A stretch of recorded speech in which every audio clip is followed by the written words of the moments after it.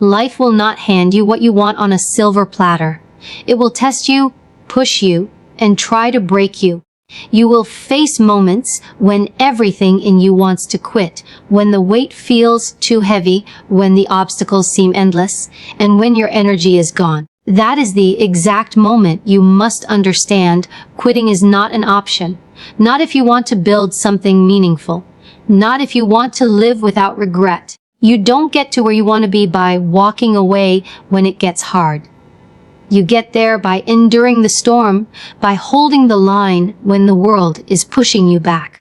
Every single person you admire, the leaders, the achievers, the people who inspire you, they have one thing in common: they didn't give up when everyone else did. They pushed past pain, past fear, past doubt. They kept moving forward. You will fail. That's a guarantee. You will fall, stumble, and make mistakes. But failure isn't the end.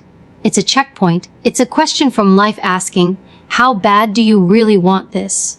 And your answer must always be more than anything. Because the truth is, nobody cares how tired you are. Nobody is coming to save you. Nobody will hand you your dreams. You have to earn them. And earning them means being relentless. It means waking up on the days you don't feel like it. It means working when others are resting. It means sacrificing the easy path for the right path. You must remind yourself every single day, I will not stop. I will not back down. I will not give in. That is the mindset of someone who wins. You want respect. You want results. Then you fight for them.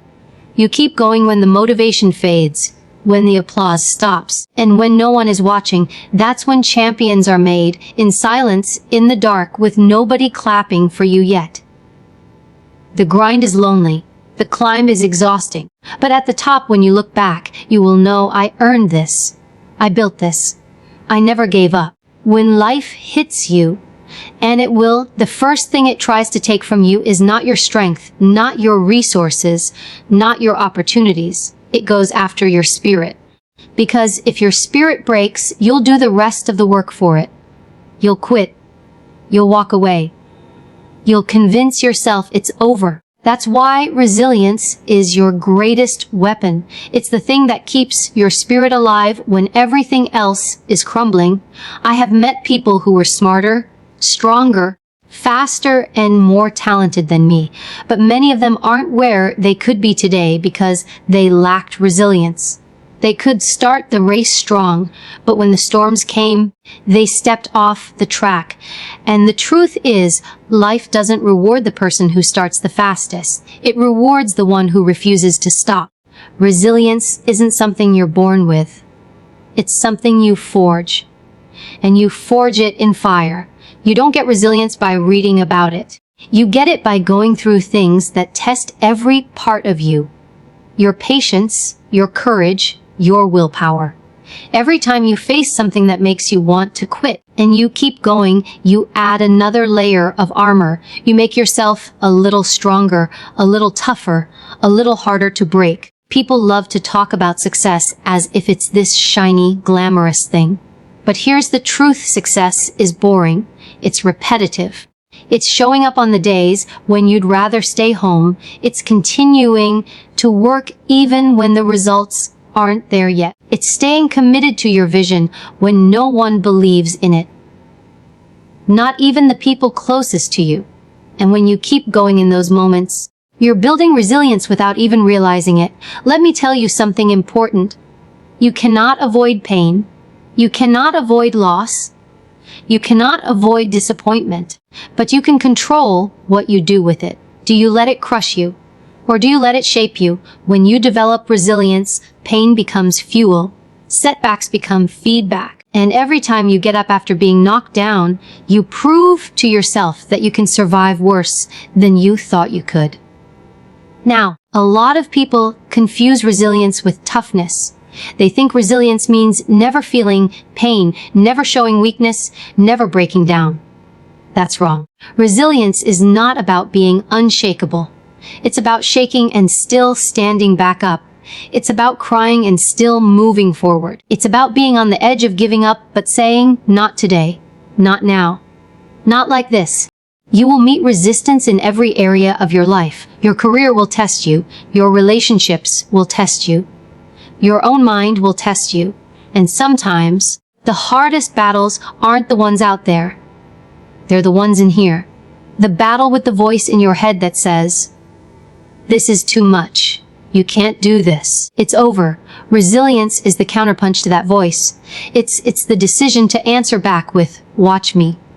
Understand this. Every time you refuse to quit, you make quitting harder the next time. Every time you face something that almost breaks you and you walk away standing, you're training yourself to survive even worse. And that matters because life doesn't get easier. You get stronger. Some people spend their lives trying to make things easier for themselves, thinking that's the way to happiness.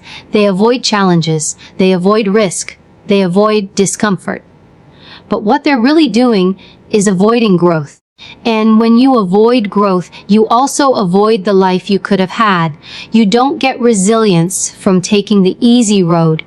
You get it from taking the one that scares you, the one that demands everything you've got. You know why resilience is your greatest weapon? Because when you have it, life can't beat you. It can knock you down, delay you, even strip away what you have, but it can't stop you. You will rebuild. You will rise. You will find a way. Think about it. The people who survive the hardest storms in life aren't always the smartest or the most prepared. They're the ones who refuse to stay down. They're the ones who say, "I may be bleeding, I may be tired, I may be crawling, but I am still moving forward." That is resilience. And here's the part most people miss. Resilience is contagious. When you stand back up, you give someone else permission to do the same. You become proof that it's possible to survive what they're going through. Your strength becomes their hope. That's why building resilience isn't just for you. It's for the people who will one day need to see that someone made it through. So, the next time you face something that feels impossible, remind yourself of this. You've been here before. You've been through pain before. You've been through loss before. And you survived. Maybe you didn't come out the same. Maybe you came out scared. Maybe you came out changed. But you came out stronger. And if you could do it once, you can do it again. Resilience is not about winning every battle. It's about making sure you're still standing when the battle is over. It's about making sure life never gets the satisfaction of breaking you. And when you live like that, when you choose resilience over surrender, you become unstoppable. Not because life gets easier, but because you get harder to defeat. Some people hear the word failure and think it's the end of the story. They think it's the final chapter, the closing curtain. But here's the truth. Failure is not a verdict. It is not life's way of telling you you're done. It's life's way of handing you a mirror and saying, "Look closely. This is where you need to grow." I've met so many talented people who never reached their potential, not because they didn't have the skill or the opportunity, but because they misread failure. They thought it was a stop sign when in reality it was a detour sign. They didn't understand that the only true failure is quitting before you've learned what you needed to learn. Here's the thing. If you're chasing something worthwhile, a dream, a career, a goal that matters, you will fail not once, not twice, many times. You will make mistakes. You will miscalculate. You will face rejection. You will hear the word no so often it starts to echo in your head. And that's normal. That's part of the process. In fact, if you're not failing at all, it means you're not trying hard enough. You're playing too safe. You're avoiding the risks that lead to growth. Failure is one of the most valuable teachers you will ever have. It's ruthless, it's blunt, and it doesn't sugarcoat the truth. It shows you exactly where your weaknesses are. It forces you to confront your blind spots. And if you're willing to listen, failure will give you the blueprint for your next level of success. But you have to stop running from it. The problem is, most people attach their identity to their outcomes. If they succeed, they feel worthy. If they fail, they feel worthless. That's dangerous, because if your self-worth is tied to never failing, you'll avoid anything that carries a risk of failure. And in doing so, you avoid everything that could have made you great. The people who achieve extraordinary things aren't the ones who avoid failure. They're the ones who treat it like training. Think about it like this. If you go to the gym and lift a weight that's too heavy, you might struggle, you might even drop it. But you don't walk out and say, "I'm never working out again." You adjust, you learn, and you come back stronger. Failure works the same way. It's resistance that builds your capability. And here's something most people never heard. Failure is not personal. It doesn't care who you are. It doesn't mean you're not enough. It simply means something you tried didn't work this time. That's all. The story isn't over unless you put the pen down and stop writing it. I can tell you from personal experience, every major breakthrough had came on the other side of failure. I didn't get there by getting everything right the first time. I got there by getting it wrong, sometimes embarrassingly wrong, and refusing to let that be the last chapter. I got there by asking, what went wrong? What can I do better? What will I try next? That's how you turn failure into momentum instead of letting it turn into a wall. But here's where the real danger lies. A lot of people don't fail because they try and fall short. They fail because they never try at all. They live their whole lives in the safety zone, never risking enough to discover what they're capable of. They think they're protecting themselves from pain, but in reality, they're setting themselves up for the worst kind of pain, regret. So, I want you to reframe the way you see failure. Stop treating it like a stamp of disapproval from the universe. Start treating it like data. If you launch something and it doesn't work, what did it teach you? If you push for a promotion and you don't get it, what skill do you need to build for next time? If you take a risk and it falls apart, what did you learn about yourself in the process? That's the gold hidden inside failure. Let's be clear. I'm not saying failure feels good. It doesn't. It stings. It bruises the ego. It can make you doubt yourself, but that's why resilience and failure are connected. Resilience is what keeps you moving after failure. Failure is what keeps you growing through resilience. Together, they form the backbone of success. And here's something powerful. The more you fail, the less scary it becomes. You start to realize that you can survive it. You see that life goes on, that you still have options, that your dreams are still possible. And when that fear of failure loses its grip on you, you become dangerous, because nothing can hold you back anymore. So, if you failed recently, don't you dare let that be the end. Don't you dare let one chapter define your whole story. Step back, assess, learn, and step back in. The only people who truly lose are the ones who walk away before the game is over. Failure is not a verdict. It's a teacher. It's the uncomfortable but necessary part of the journey that separates those who talk about what they want from those who actually go get it. And if you can master the ability to see failure as feedback, you'll find that it's not your enemy at all. It's your greatest ally in becoming who you're meant to be. Motivation is a great starting point. It's the spark that gets you moving. It's the burst of energy you feel when you watch a powerful video, hear an inspiring story, or picture yourself living the life you want. But here's the truth: motivation is unreliable. It's temporary. It fades. If you build your dreams on motivation alone, you'll quit the moment the spark dies out. That's why discipline matters more. This is what keeps you going long after motivation is gone.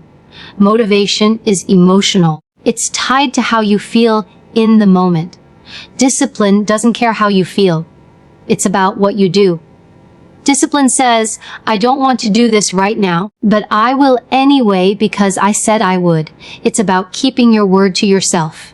And if you can't keep your own promises, how can you expect to keep them to anyone else? This is where most people fall short. They wait until they feel like it. They wait until the conditions are perfect. until the timing is right, until they're in the mood. But success doesn't wait for your mood. The world doesn't pause until you feel ready. You either show up or you get left behind. And discipline is what makes sure you show up no matter what. Discipline is the bridge between goals and results. Everyone has goals. Everyone has dreams. But not everyone is willing to put in the work every single day to make them happen. People love the idea of success, but they hate the reality of the grind. The reality that you'll have to get up early when you want to sleep in. That you'll have to work late when you want to relax. That you'll have to say no to comfort, to distractions, to shortcuts, over and over again. Here's the thing about discipline. It's not glamorous. No one is cheering for you when you're practicing alone in an empty room. No one is clapping when you're studying while everyone else is out having fun. Discipline lives in the shadows. It's the unseen hours that make the visible results possible. And you know what? Discipline is built in those small, ordinary choices you make every day. It's not just the big, dramatic sacrifices. It's choosing the gym instead of the couch, choosing water instead of soda, choosing to work on your craft instead of scrolling through your phone. Each choice might seem small in the moment, but they add up. Every time you choose discipline, you cast a vote for the person you want to become. People ask me, how do you stay disciplined? Here's the truth. I don't rely on willpower alone. I rely on structure. I rely on habits. I rely on systems that make discipline easier to maintain. If you leave your success up to how you feel, you will lose because feelings are unpredictable. But if you build routines that lock in your actions, you won't have to negotiate with yourself every day. You just do it. But discipline is also about self-respect. Think about it. Every time you set a goal and don't follow through, you train yourself to believe your word doesn't matter. You weaken your own trust in yourself. But every time you follow through, even on something small, you strengthen that trust.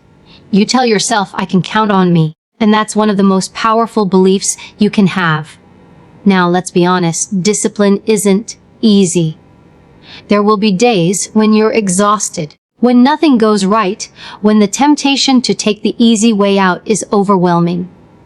That's when discipline matters most. Discipline isn't for the days when you're inspired. It's for the days when you're not. Because if you can show up consistently on the hard days, the easy days will take care of themselves. Motivation gets you started, but discipline gets you finished.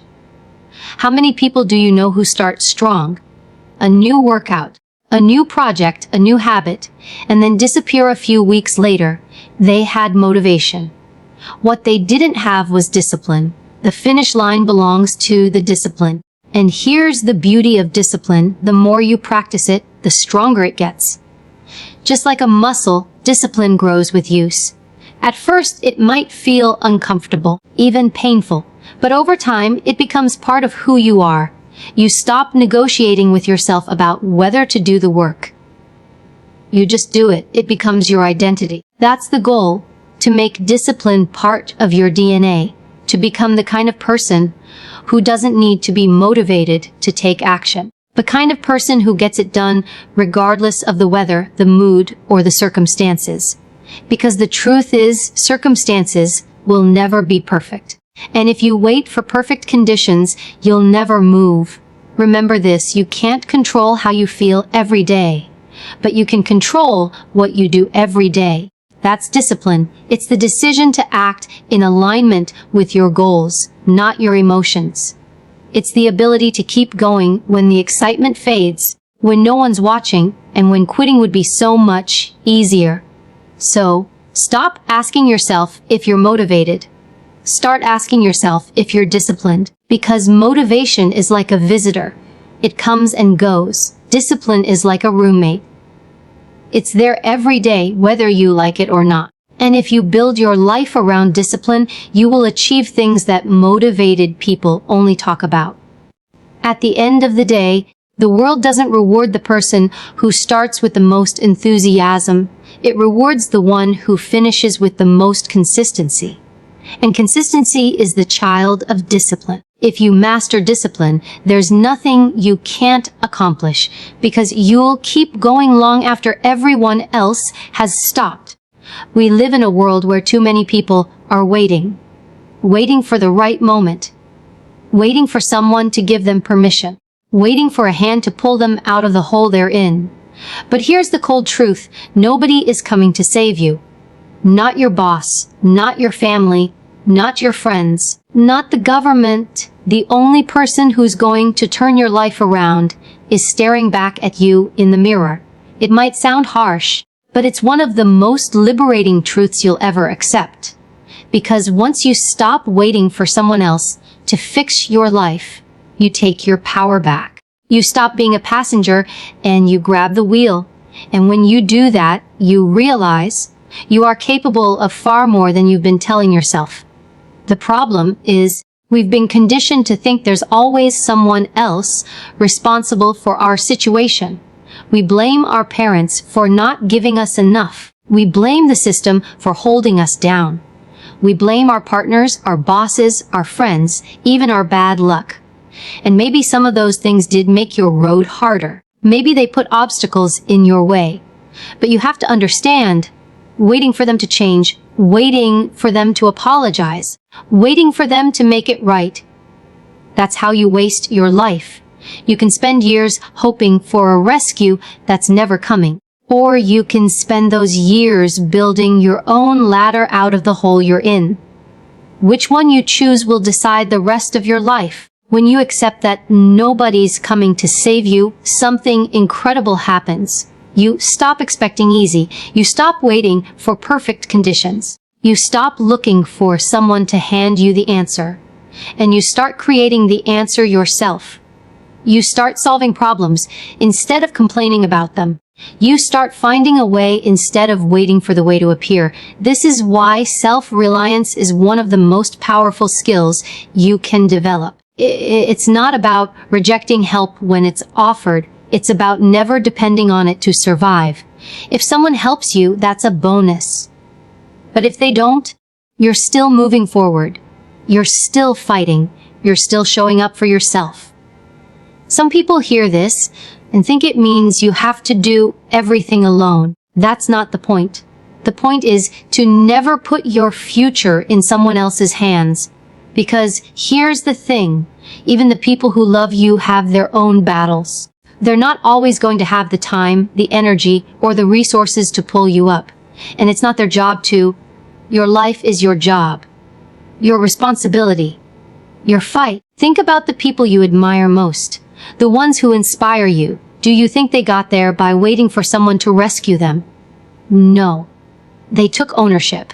They said, if it's going to happen, it's on me. That mindset changes everything. When you live as if nobody is coming to save you, you stop making excuses. You stop delaying action. You stop relying on luck. You start building skills, building habits, building resilience. And with every step you take, you start trusting yourself more. You start proving to yourself that you can handle life without a safety net.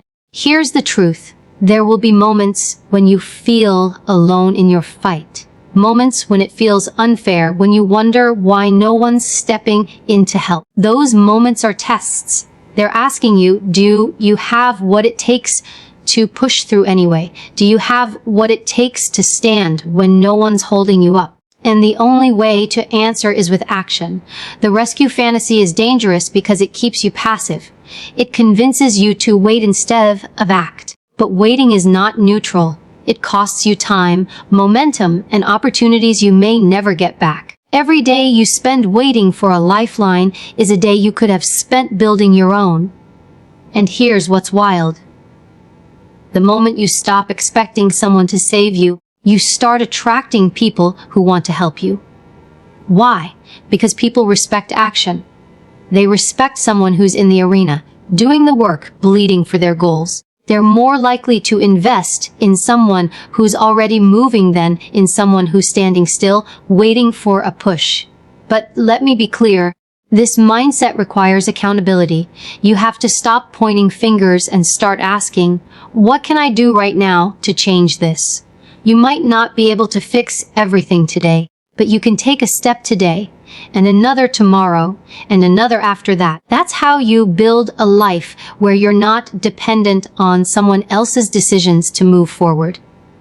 One of the hardest lessons I ever learned was this: no one is obligated to save you, not even the people who promised they would, not even the people you've helped in the past. And yes, that can feel cold, but it's reality. And the sooner you embrace it, the sooner you can start making moves that don't require anyone's permission.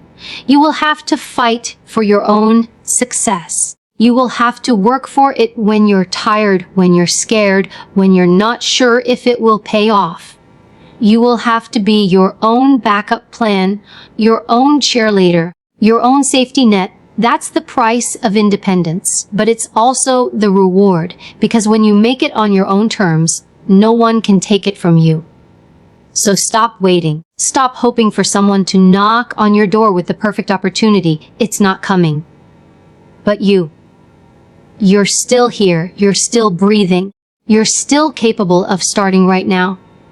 And that's all you need. The moment you take full ownership of your life, you become unstoppable, because you'll never again be stuck waiting for someone else to decide your future.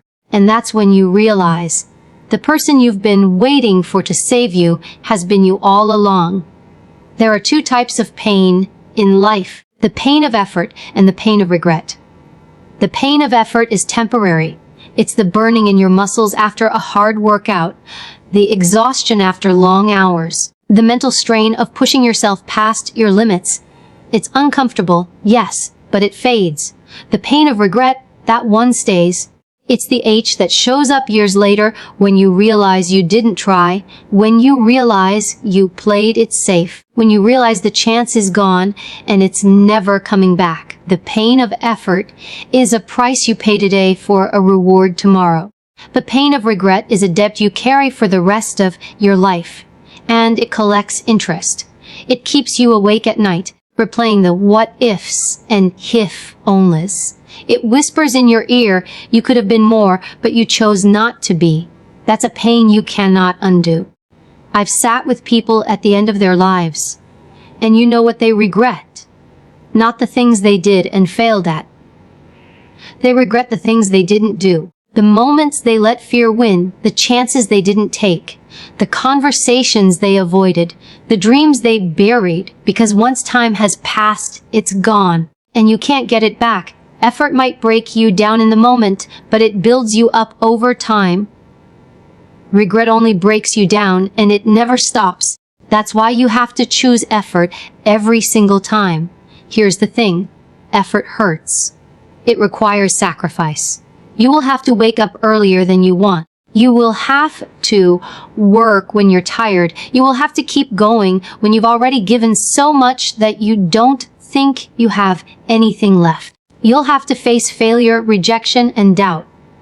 And while you're in it, your mind will try to convince you that it's not worth it, that it's too much.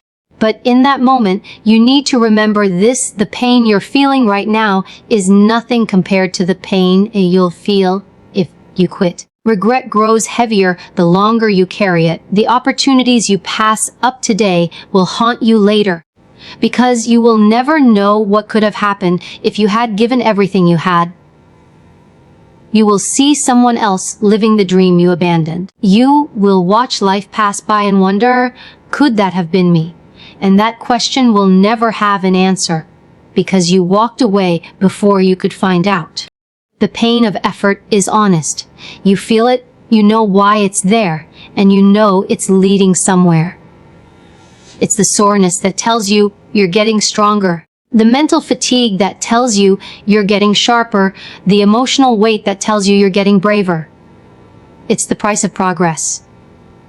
But regret is empty. It doesn't move you forward. It keeps you stuck, looking backward, wishing you had made a different choice. Some people avoid effort because they think it's too hard.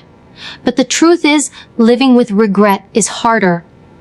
Effort demands everything from you right now, but regret takes pieces of you every single day for the rest of your life. When you choose effort over regret, You choose growth. You choose self-respect. You choose to look back one day and say, I gave it everything I had. Even if you fail, even if it doesn't go the way you hoped, you can live with that. You can live with trying and not getting it. What's unbearable is never trying at all. Think about the things you want. The career, the health, the relationships, the personal victories. Every single one of them has a cost. And the cost is effort. You don't get to avoid paying. You either pay in effort now, or you pay in regret later. And the later price is always higher. When you wake up in the morning and you don't feel like putting in the work, ask yourself, do I want to be tired today? Or do I want to be sorry tomorrow? That one question can change everything. Because tired fades, sorry stays. Effort is proof you're in the fight. It's proof you're not settling. It's proof you respect yourself enough to go after what you want, even when it's hard. And let me tell you, when you put in the effort day after day, something powerful happens. You start to trust yourself. You start to realize you're capable of more than you thought. You start to become the kind of person who never has to wonder, what if? Regret will never make you stronger. It will never teach you anything. It will never give you pride. Effort will. Effort will show you who you are and what you're made of. Effort will give you stories to tell, lessons to share, and victories to celebrate. So the next time you're tempted to take the easy way out, remember the future version of you who will have to live with that choice. Picture them sitting alone, thinking about the dream they let slip away because it was too hard. And then picture the version of you who pushed through, who paid the price in effort, who stood on the other side of the finish line knowing they earned it. Which version do you want to be? The truth is, pain is unavoidable. You will feel it one way or another. The only choice you get is which pain you want to live with. Choose the pain that builds you, not the pain that breaks you. Choose the pain of effort over the pain of regret. Every single time. Because years from now, when you look back on your life, you won't remember the nights you were tired or the days you were sore. You'll remember the victories. You'll remember the growth. You'll remember that you refused to settle for what could have been, and that will be worth every ounce of effort you ever gave. Life is not going to hand you what you want just because you want it. It's going to test you. It's going to push you to the edge. It's going to demand more from you than you think you can give. And in those moments, you will have a choice to give in or to rise up. Resilience will be your shield. It will be the force that keeps you standing when the world tries to knock you down. It's not about never falling. It's about never staying down. Every time you get back up, you prove to yourself that you can survive, adapt, and keep moving forward. You will fail along the way. You will face rejection, setbacks, and mistakes that make you question yourself. But remember, failure is not a verdict, it's a teacher. It's feedback. It's the blueprint for your next move. The people who win in life are not the ones who avoid failure, but the ones who use it to grow stronger and smarter. Discipline will be the foundation you stand on when motivation disappears, and it will disappear. You won't always feel like showing up, but that's when you must. Because discipline is about doing what needs to be done, not just when you're inspired, but especially when you're not. That's where greatness is built. In the quiet, unseen hours of consistent effort, stop waiting for someone to come and make things better for you. Nobody is coming to save you. This is your life, your fight, your responsibility. The moment you stop waiting and start acting, you take back control. You stop hoping for a rescue and start building your own way forward. That's when you become unstoppable. And finally, remember this, the pain of effort will fade, but the pain of regret will haunt you forever. You will never regret trying and failing, but you will regret never trying. Don't trade years of what if for the temporary discomfort of hard work. The effort you put in today is the freedom you'll feel tomorrow. When you put all of this together, resilience, learning from failure, discipline, self-reliance, and choosing effort over regret, you become a force that nothing can stop. Life will still test you, yes. It will still hurt sometimes, but you will have the tools to keep moving no matter what stands in your way. So make the decision right now. Not tomorrow, not next week, not when things calm down. Decide that you will not give up. Decide that you will fight for your life, your dreams, and your future. Decide that you will leave nothing on the table. Because one day, when you look back, you will want to say, I gave it everything I had. I refused to quit. And I became the person I was meant to be. That's the kind of life worth living. And it starts today.